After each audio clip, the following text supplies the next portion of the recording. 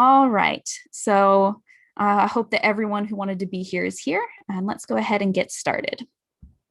So our class today is Introduction to Podcasting. We're basically just going to cover what podcasting is and how it differs from just putting up an audio file for download. So we're going to go through kind of creating a one-person podcast, options for the content, equipment and software options, options for hosting your podcast on the web as well. So our first question really is, what is a podcast? Basically, it's a digital audio show.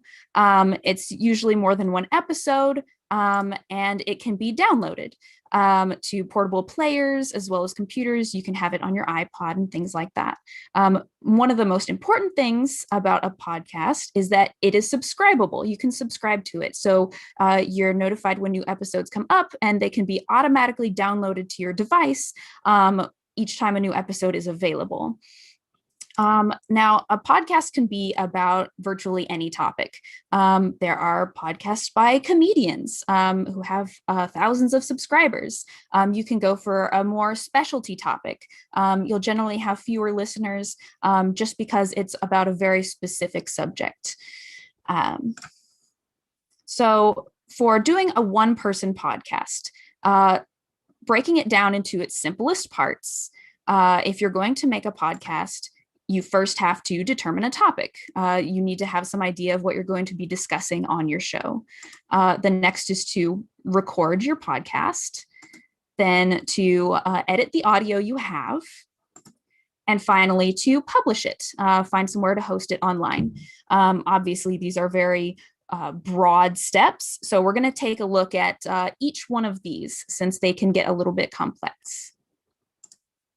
All right, so determining a topic.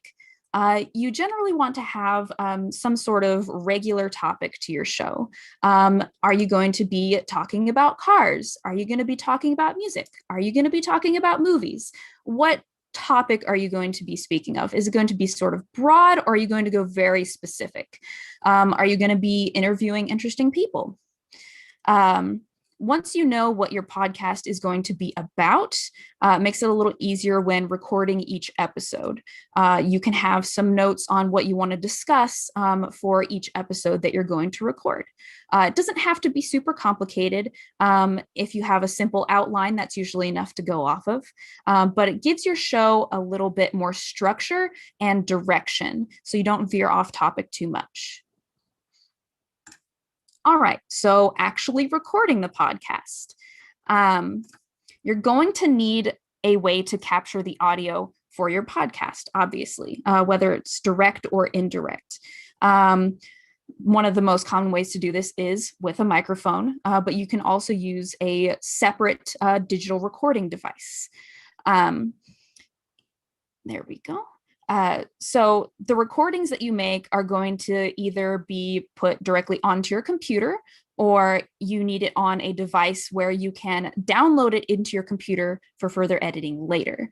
One of the most important things for recording the podcast is being able to speak clearly and with a good tone. This does take practice. You'll notice that sometimes I pause and I say, It takes practice to try to break some of those away and just speak on your topic fairly consistently so that you have less editing to do later.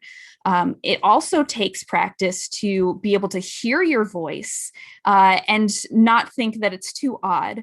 Hearing your voice for the first time can be a little bit difficult, so practicing and listening to your own recordings can be very important. But one of the nice things about it being a podcast is usually it's not live.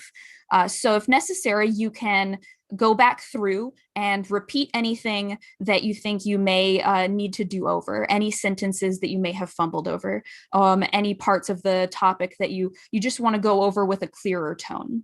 And when you go through editing, you can take out the bits that you don't need. All right, so once you kind of get used to recording, one of the most important things is which microphone you should choose. So the biggest thing that's going to affect the sound quality of your podcast is going to be your microphone. It is the very first thing that takes in your voice and puts that into a file. So even if you have a bunch of editing that you're doing later, you can't really make a bad mic sound good. So choosing a good microphone is very important.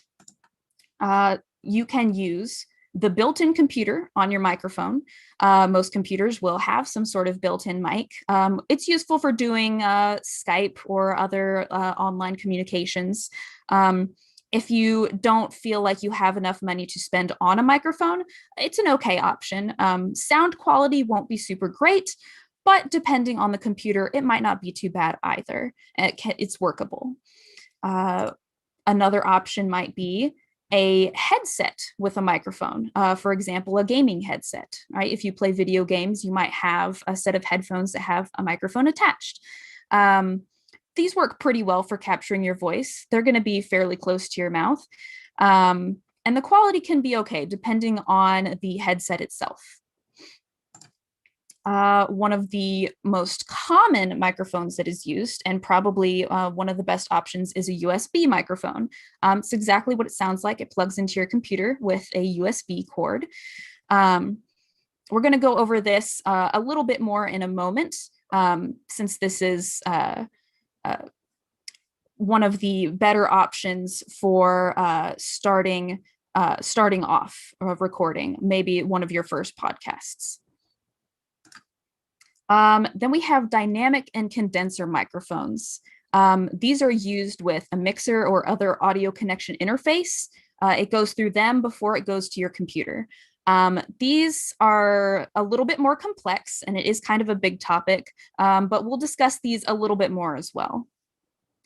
And finally, like I mentioned, you can use a digital audio recorder. You can record into your phone, although that may not have the best quality, or you can buy a separate recorder that is specifically meant for capturing voices. It sometimes comes with a USB cable to plug into your computer, or an SD card to put in, so that you can download the files onto your computer after you're finished recording. The nice thing about having a separate recorder is that you can take it on location. You can take it on the go. So these can be very good for that. And a lot of times separate recorders will have a good built-in condenser microphones so that they can get excellent sound. I don't have one of these recorders, but one of the ones that is said to be very good is the Zoom H4n. Or if you're really on a budget, the Zoom H1 is said to also have a pretty good quality. All right. So USB microphones. These are recommended for new podcasters, and I really like them just because they are convenient. They are powered from the USB connection to the computer.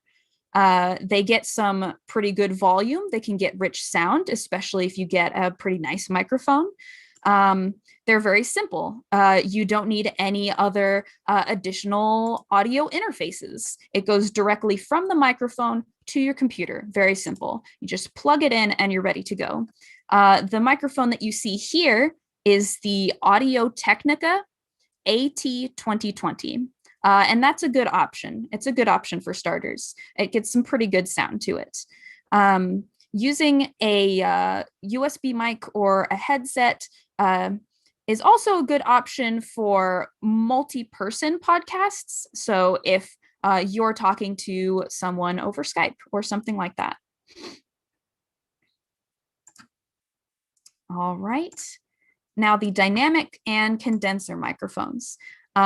These can get a little bit more complex, but if you want to have multiple microphones in the studio with you, you can use these along with a mixing board to interface to your computer. There we go. One of the cool things about this is you can control the volume for each, since the microphones are usually plugged into specific lines on the mixing board.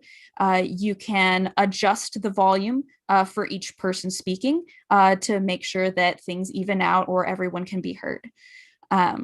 They usually interface with XLR connections, although learning about the various types of equipment can be a little bit complex.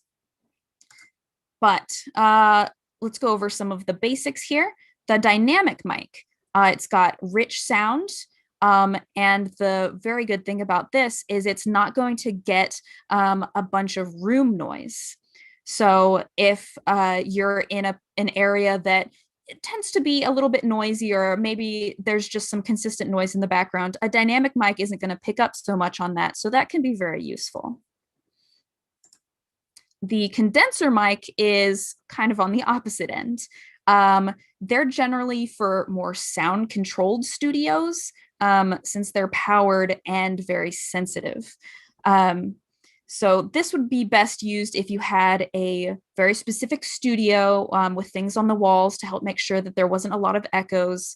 Condenser mics would be useful for, say, an area like the kind of room that you would sing in, something like that, if you were recording music.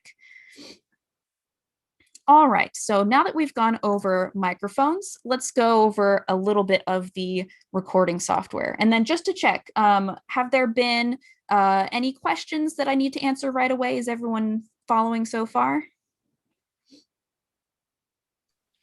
No questions so far. All right, excellent. Okay, so recording software. You're going to need some kind of recording and editing software to work on your audio files once you're done recording them. So all good systems share a few characteristics. So they let you have multiple tracks. For example, if maybe you're recording multiple people, or if you wanted to record yourself and then also have a music intro and ending. And they will allow you, if you're not recording directly into it, to import files later on. For example, if you're using the separate recorder and you're going on location. You also will need to be able to take what you've recorded or edited and change it into a WAV or MP3 file, because those are going to be the ones that you're going to be able to upload onto your hosting site. MP3 files being preferred just because they get condensed, smaller, and so they're easier to upload. Oh, there we go. So those are going to be kind of the important parts of your recording software. I'm going to go over a couple of a few of the most common ones. Here we go. So Adobe Audition. Adobe does a lot of different types of software. Audition is kind of their recording and audio editing software. One of the main downfalls of this is it can get fairly expensive. Last I checked, if you were getting only Adobe Audition and not any of the others from Adobe, any of the other programs, it does come to about $21 per month. So that can add up pretty fast. Now, the good thing about this, it is very professional quality, right? It is a good software. You can get some good quality editing out of it. Because it is a professional software, there is kind of a learning curve. It does have a number of different options that maybe if you were just starting out, you wouldn't necessarily need to use. But if you were interested in trying it out, it is available at the Plano Public Library. So you can use our computer that has the Adobe Suite on it, and you could give it a try just to see what it's like. Now, if we're just beginning, one of the better softwares is GarageBand. Now, this one is only on Mac computers, but it does come installed automatically. So you don't have to go out and try to find GarageBand. If you have a Mac computer, you probably have GarageBand. And it is pretty easy to use. It's got some good, what would you call it? Some good UI, a good user interface. It is pretty easy to get into. You can just take an audio file from any other source, drop it into GarageBand if need be, and you can just edit it there. Now, if you're not using a Mac computer, or even if you are, one of the better options to use is Audacity. Now you can download and install Audacity for free. It's freeware and it's open source as well. So that means you can edit the software if need be to customize it. And there are groups out there online who do so and share what they've done. Now, since it is freeware, the basic interface for it can be a little bit difficult to get used to. It's not the easiest. There is a little learning curve to it, but it does have some very good features that are not in GarageBand. One of those being a noise filter function that you can use, and it helps clean up your audio. So if your microphone picked up some background room noise, right, you can use the noise filter and you can help clean that up, which is very nice. It also allows you to work with high quality WAV files so that if you're editing and you don't want things to get compressed right away and lowered in quality, Audacity allows you to work with those files.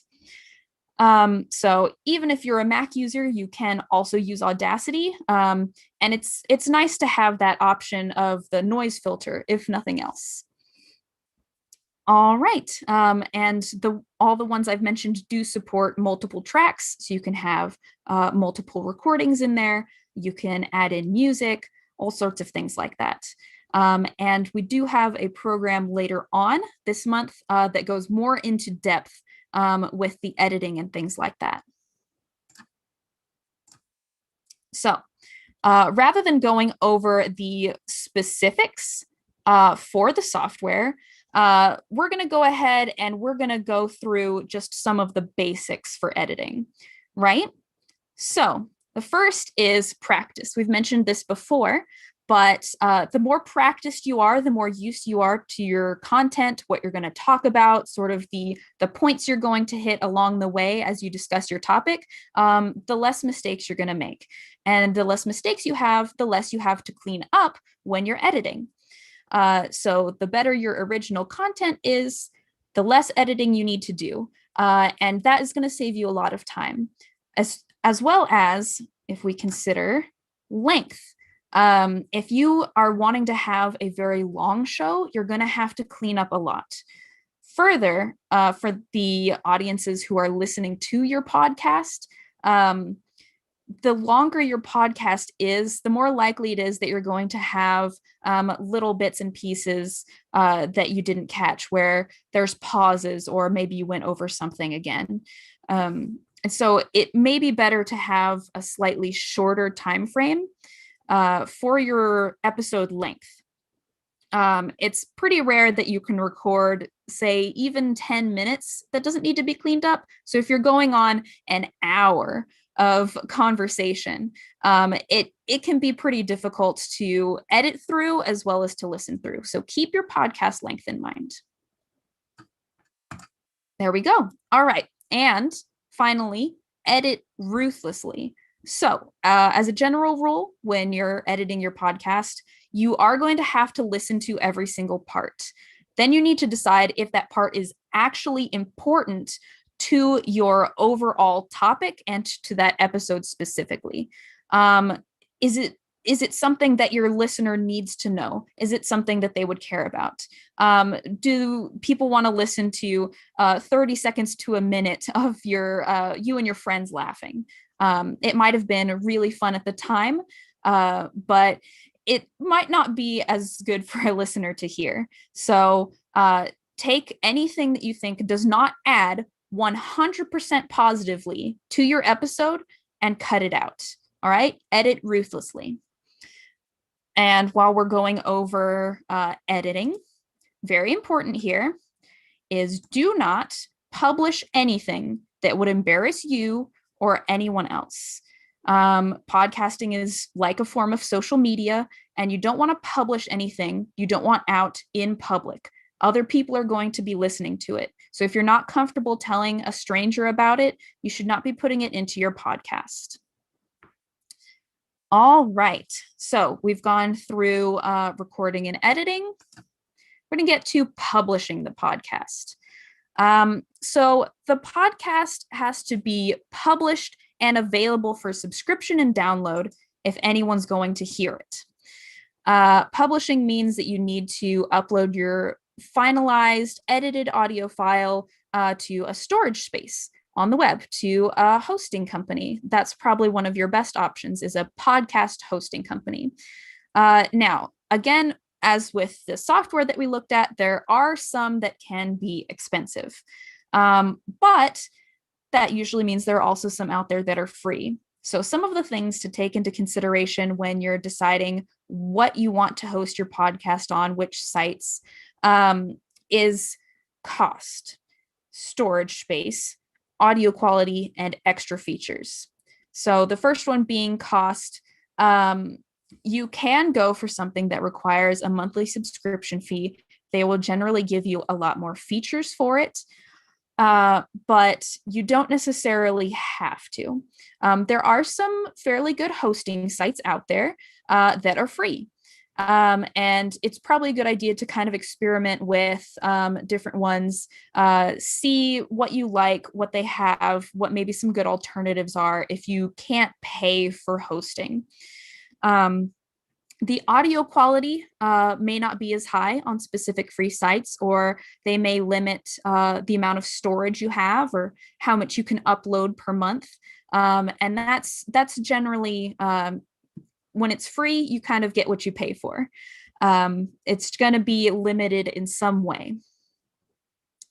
All right. Now, when you set up an account on one of these services, they'll generally have a system for uploading your podcast, as well as entering descriptive information about your overall show and each episode as well. So I'm going to go ahead and see if I can change my screen here. Okay, so that we can look at a couple of these sites. Let me see.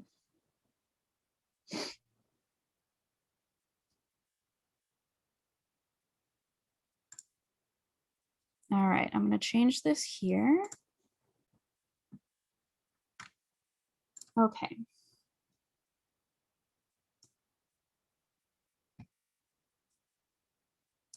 Oh, here we go. Okay, it says that my screen sharing is paused. Hold on there. Okay, looks like it's going good. All right. So one of the first ones that we can look at is Podbean.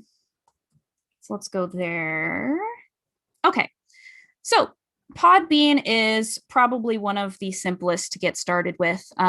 It lets you have a free account to try them out. You get a limited amount of storage space. It can be a good way to get started. So let me go ahead. I'm going to pause this real quick, just a moment. And let me log in here. And I can show you kind of the basics of what these hosting sites can look like. Okay, here we go. All right, so we've got the dashboard here. You can look at your episodes. Let's go to our episode list. Okay, and I just put a sample up here. You can see it's public, it's been published.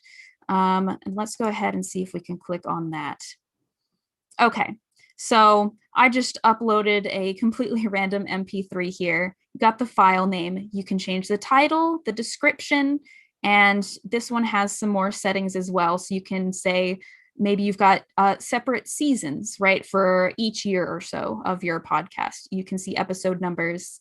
You can also add in, say, is this a bonus episode, right, rather than one of the main numbered ones. And you can give a summary for the specific episode as well. So as you can see, it's got some pretty good features. You can change what it looks like to people. You can put a very specific picture here to indicate what this is. Let me see if I can get to, there we go. Okay. What this kind of looks like to other people on Podbean. It'll show you episodes, hours, followers, following. And the main thing here is it's got Now, I know that this has an RSS feed. The RSS feed is going to be really important. That's what sends out a signal saying that it's updated. It's how people will keep track of your podcast. And good hosting sites will have an RSS feed for your show. So let me see. We're going to click on this. There we go. Okay. Yeah, so you've got the RSS feed here.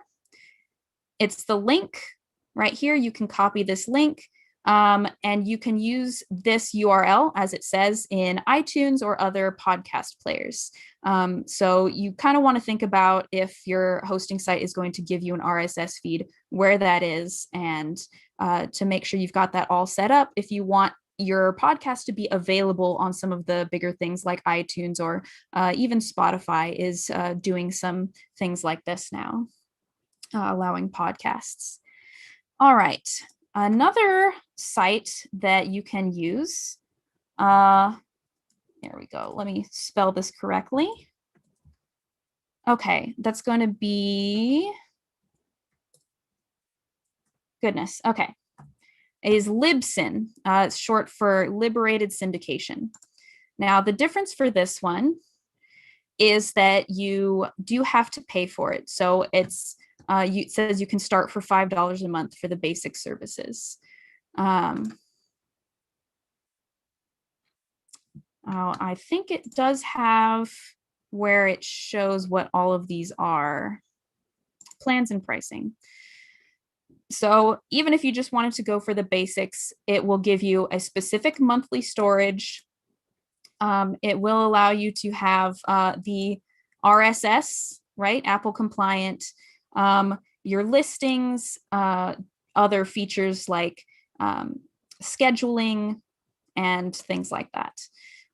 So if you wanted to, 50 megabytes is a pretty good amount for just audio files. So if you wanted something that could hold more episodes than, say, a hosting site that only offers you, say, 8 megabytes, and you were okay with paying per month, then Libsyn might be one of the sites that you would go to, one of the hosting sites. All right, and let's see if we can go to Blueberry is another one of these. They have some similar tools to Podbean. They'd have some good statistics. You can kind of watch, how often your episodes are getting downloaded by how many people and things like that. And they have some plugins. I think this one is really cool, the PowerPress plugin, for if you're using WordPress in any way for your podcast. All right, now one of the interesting hosting sites here, let's see if I can get to that. Okay, Anchor FM. Here we go. I'm going to sign into this. Let me pause really quick while I sign in. Okay, so one of the interesting things about this site is that you can do some of its services online rather than trying to do everything. There we go. Rather than trying to do everything finished on your computer ahead of time.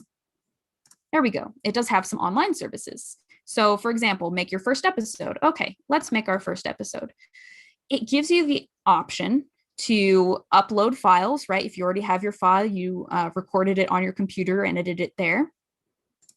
But they also give you the option, as you can see, to capture audio right from your browser. So yes, there we go. Okay. So you can start recording right away. You can record directly onto their site, and it will save your files, and it will allow you to do some minor edits on their site as well. So this can be a pretty good option if, say, you don't have constant access to the editing software that you would like, or to, to something that keeps your recordings. If you don't have a lot of storage space, you can record directly onto this site, which is pretty interesting. Also, since Anchor FM, I believe, was bought by Spotify, they do allow you to also add Spotify songs to your episode. One thing to keep in mind here, they do mention it right at the bottom of their description here, is that if you include songs from Spotify, it will only be available on Spotify. So you might not want to use this tool if you want your podcast to be available on multiple platforms. So just keep that in mind. All right. There is another, I guess, cloud-based. Yes, there's a cat here. There's another cloud-based podcasting service online that works pretty well, and that is Zencastr. Here we go. All right. And the thing that they have here is, that you can record in studio quality, as well as there are people who record, I guess what you would call video podcasts, which I think is rather interesting. Here we go. Let me pause really quick. One more time here so we can get in here.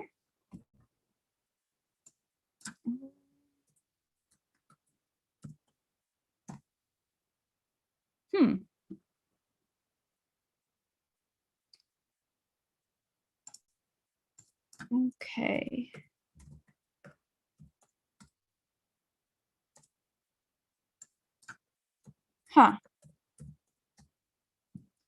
Okay. Was having just a little bit of issue with that, but all right. So unfortunately, there was not a way for me to get in. I'm not entirely sure what happened there, but I just went to their pricing page. As you can see, you can use Zencastr for free. As of right now, during their current times, they are offering unlimited guests and recording time. I assume that will not be around forever. That may change later in the year. Who knows? But even without their special ongoing policy, you can use it for free and still have up to 8 recorded hours per month, which doesn't sound like a lot, but if your podcast episodes are, say, 15 minutes long, right? That's a lot of episodes. That is a very good amount of episodes, considering that you wouldn't usually put out more than, say, 1 or 2 a week if you were being pretty ambitious. And you can still record, as they say, in high quality MP3s. And it is pay per use for their post productions if you were not editing these things on your own. Of course, they do have the professional option as well, which extends the amount that you can record and how many people you can have on call if you were recording with yourself and some other people over Skype or some other video software. All right, let me go ahead and move this share back just a moment. Okay. There we go. Okay, so we've seen some of the options for podcasting for the hosting sites and companies. So they each do have their kind of own system for uploading. And as you can see, some of them also have the option for recording and editing, if that was something that you were interested in. So just take into account kind of what you need, what you want when you're picking where you want to host it. Okay, now, I know a lot of times people will have questions about monetizing their podcasts. You may have noticed a couple of those sites had specific drop downs for monetization. Now, the main thing here is that technically, yes, you can use your podcast as a way to make yourself money. The main way that this is done is usually through sponsors or ads. So, because it's done through sponsors and ads, they usually want the companies who are maybe sponsoring your program, they usually want you to have a specific number of subscribers. So it can be a little difficult to get someone to be interested in your podcast in that way. Some hosting sites will have processes for opting in or connecting with some sponsors, but again, they probably will want you to have a certain number of people who are downloading your podcast each time an episode comes out, as well as the fact that obviously sponsors will want some sort of vague connection to whatever your topic is. So if you're constantly talking about cars, there's probably not going to be a sponsor who's asking you, please promote us. We're a site that rates movies, right? Because those are different topics. So there's a good chance that you would only have sponsors interested depending on your topic and depending on the number of people who you have downloading your podcast episodes.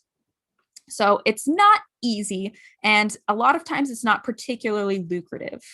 So that is something to keep in mind. Yes, it's possible. Also, it's difficult. All right. So I want to go ahead and let me scoot to this over here. Just before any of you have questions, we are doing an upcoming program for podcasting. It's more specifically going into audio editing with Audacity. That's going to be on March 31st at 1 p.m. So if you have more questions on how do I edit, how do I use the software, this is going to be a great program. But otherwise, feel free. What other questions do we have here? Let's see, I think I see one on the Q&A. Yes. What is the recommended average length for a podcast? Okay. Yes. So I think I might have gone over that just a little bit. I don't think there's a specific length you have to have. However, as I mentioned, an hour can be pretty long. Even depending on the topic, 30 minutes can be a little long. Again, it really depends on what you're talking about. Let's see. Some of the ones that I listen to are around 20 minutes. There are ones that are 10 minutes. There are some podcasts that are 5 minutes. They're very quick, very to the point episodes. So it's, and that's their appeal, is there usually be a show where it's like, 5 minutes on this subject, right? Each time. And that would be good for, say, people who are on the go, right? People who don't have a lot of time to listen. So that might kind of be more on the professional side of things. If you're talking about longer subjects like history, or if you're going through like movies that recently came out and things like that, I think it would generally be expected that you would be longer than 5 minutes. So I'd say you could probably go up to 30 minutes, depending on if you were keeping your topic fairly focused and you were still going over the specific subject that you had brought up in the episode. So sorry, I can't give you a very specific answer for that, but I'd say it's kind of a range there, kind of a range. You can go a little shorter, you can go a little longer, but I've seen from 5 to 30 be pretty good. Somewhere in there, I suppose, is where you'd want to be, just to keep things as concise but interesting as possible. All right, and did we have any more questions? Oh, you're welcome.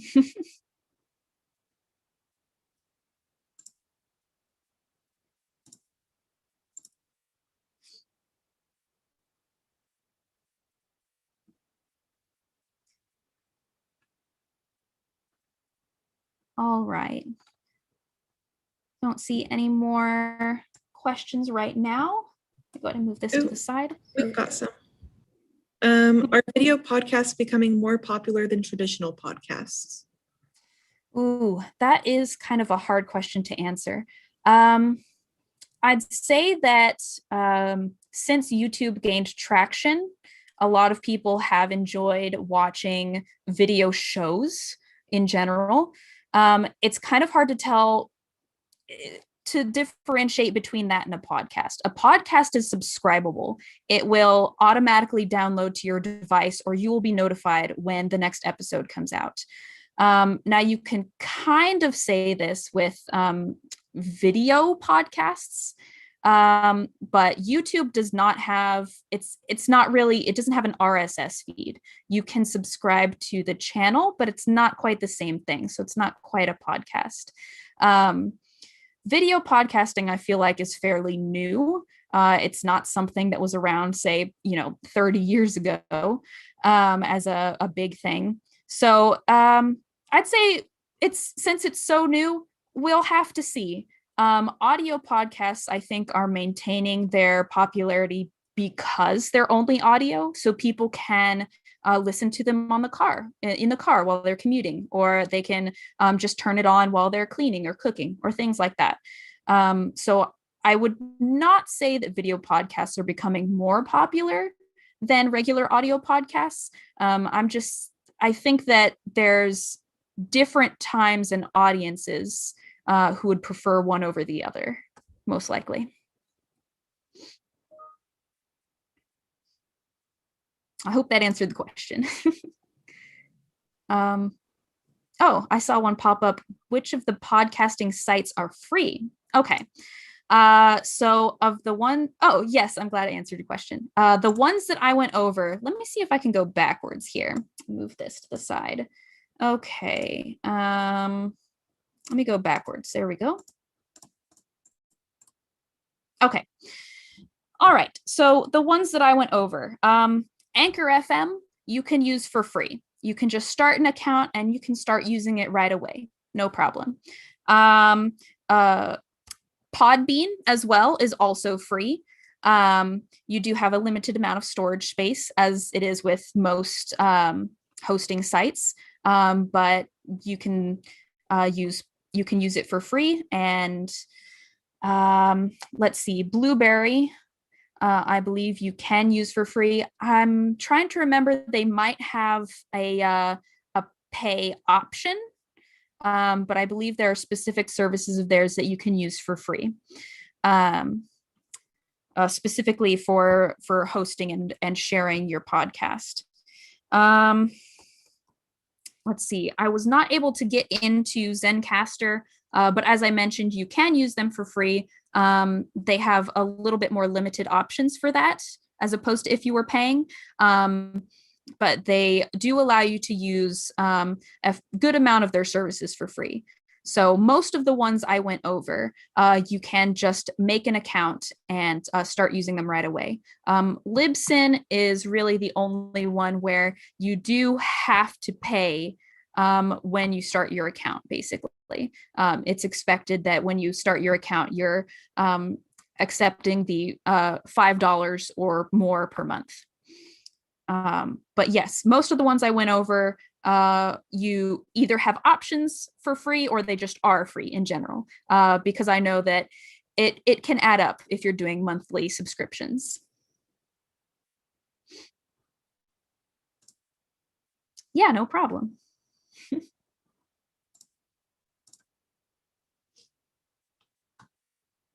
Yes. Okay. And Bob, as Bob mentioned, you can get some free space on SoundCloud too.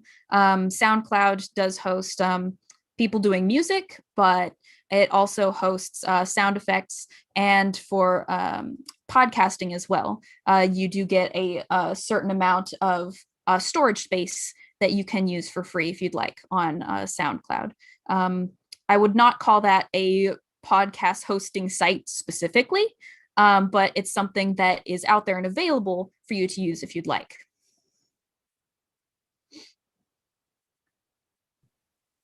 Sabrina, do you need more than one hosting site to enlarge subscribers? Okay, the main answer to that is no, you do not. If your hosting site if it has an RSS feed and helps you connect to other areas, like say with iTunes or any other basically archive of podcasts, if it allows you to do that, you can get your podcast spread across a pretty wide range. You can use multiple sites if you'd like. The main thing there is you don't want your RSS feed to accidentally, I guess, ping multiple times.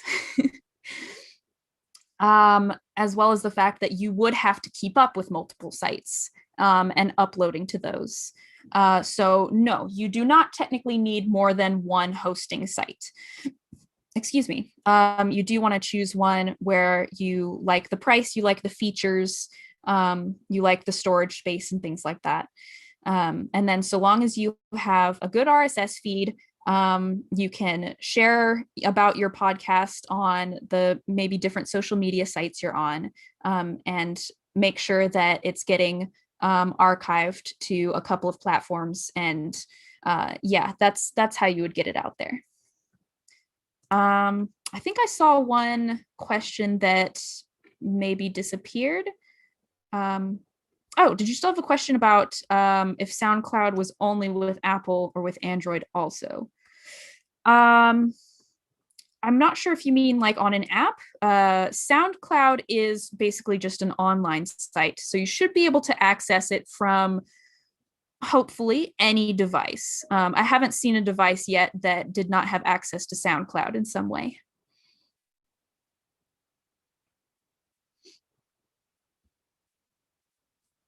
Yeah, and Bob confirms there's no need to upload the sound file to more than one host. So long as it's being hosted somewhere, you're capable of getting it out there, getting it shared.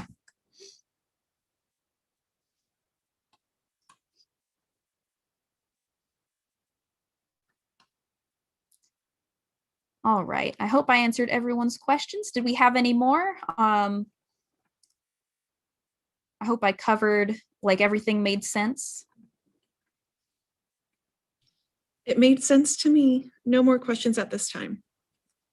All right, awesome. I'll give it a couple more minutes just in case anyone is still thinking it over, typing it out. Let me move this screen back here. Okay. Yes, these additional resources as well. I just kind of put them up on the screen, but these sites can also give you more resources for you to look through.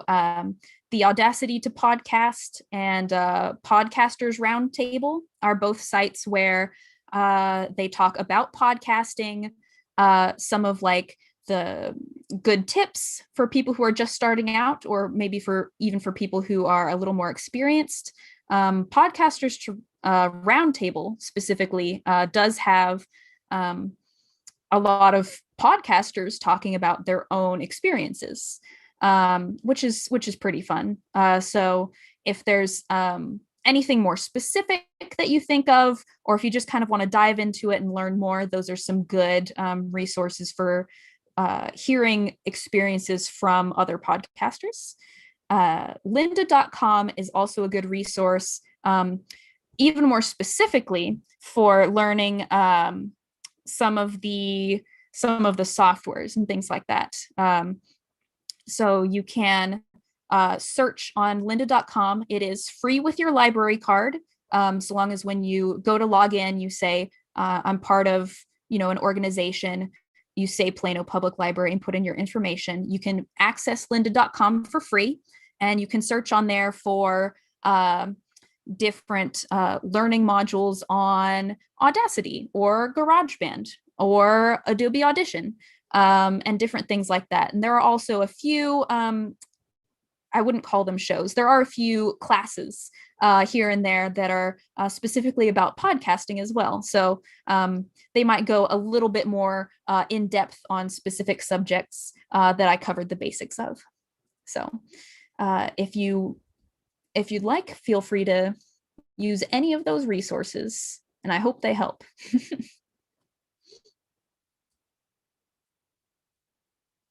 All right. And let's see. Okay, I don't think I see any more questions. Nope. Okay. All right, so I'm glad we got to cover so much. This is great. Let me go to the next slide here. Awesome. So thank you all for attending. Let me see if everything I was using got minimized. Okay, there we go. Okay. All right, I'm glad that I was able to answer all of those questions. And thank you, everyone. We do appreciate you being here. I would like to remind you again, one more time, about the podcasting audio editing with Audacity class that's happening on March 31st at 1 p.m. It's kind of a sister to this class. Be sure to stay up to date with Plano Public Library by following our Facebook page and checking out our blog at planolibrarylearns.org. There you can find recordings of past programs and other materials about how to take advantage of everything Plano Public Library has to offer. Please complete our program survey, which should pop up following this program. We value your feedback. Thanks again for joining us today, and we will see you next time. Have a good day, everyone.